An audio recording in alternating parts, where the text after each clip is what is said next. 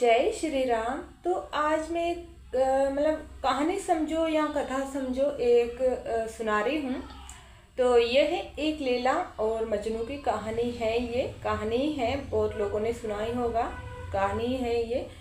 तो था ये कि जो लैला थी ना, उसके प्यार में एक उसको बोला गया है मजनू। मतलब शुरू से ही बोले, लैला मजनू की कहानी सबने सुनी होगी, तो उसको मजनू बोला गया है। तो ये था कि इतना दीवाना हो गया था ना लैला के चक्कर में मजनू, तो वो ना ही कुछ खा रहा था और ना ही कुछ पी रहा था। तो उस लैला ने क्या किया, लैला को पता चला कि मजनू उसके प्यार में इतना पागल है कि ना ही कुछ खा रहा है और ना ही कुछ पी रहा है।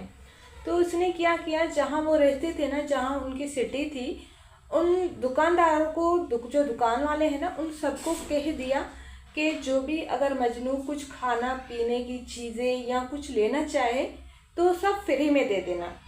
तो क्या किया कि दुकान वालों ने बोला हाँ। तो वहाँ दूसरे लोगों को भी पता चला, तो सारे मजनू बन गए। वहाँ के जो भी सिटी के थे ना, वो सारे मजनू बन गए और चीज़ें उठाने लगे दुकानों से कि मैं मजनू हूँ, वो बोल रहा था मैं हूँ, वो बोल रहा था मैं हूँ।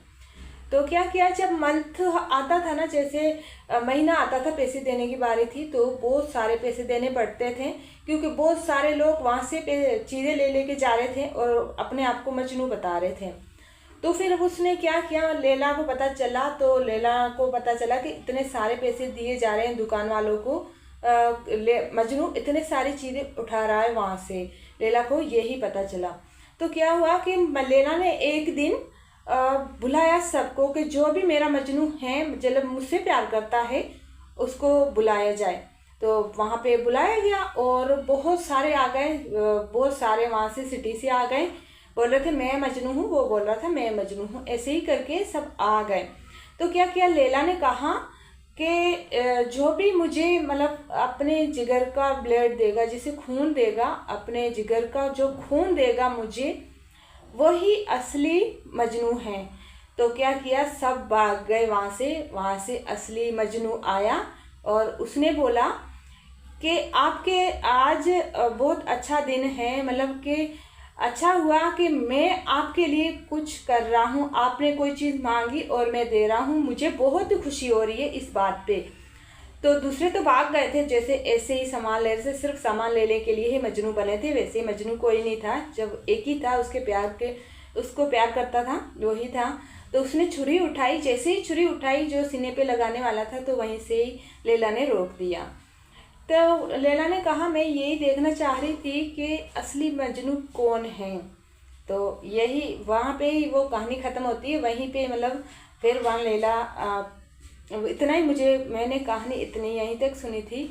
अभी मैं इसको समझाती हूँ कि उसका मतलब क्या है। उसका मतलब ये है कि ईश्वर का भक्त, जो भगवान का भक्त होता है ना, वो सब बोलते हैं। उसका कहने का जो कहानी सुनाई, उसका मतलब समझना कि भगवान का भक्त सब कहते हैं, लेकिन सब नहीं होते हैं। सब कहते हैं मैं हूँ, लेकिन सब नहीं होते हैं।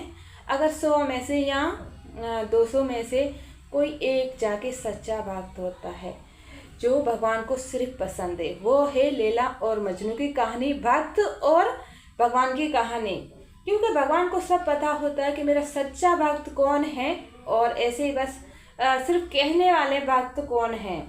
तो सच्चा भक्त वो होता है जो सच्ची दिल से ईश्वर की भक्ति करता है, जो सच्चा होता है हर जगह पे। वो किसी से धोखा नहीं करता, वो उससे किसी से मतलब नहीं होता, ना ही किसी को परेशान करना होता है उसको, ना ही किसी को धोखा देना होता है, ना ही किसी का बेवजह पैसे इस हड़पने वाले होते हैं, नहीं ऐसे होते हैं। तो यही होती है लैला और मजनू की कहानी, ईश्वर और एक भक्त की कहानी।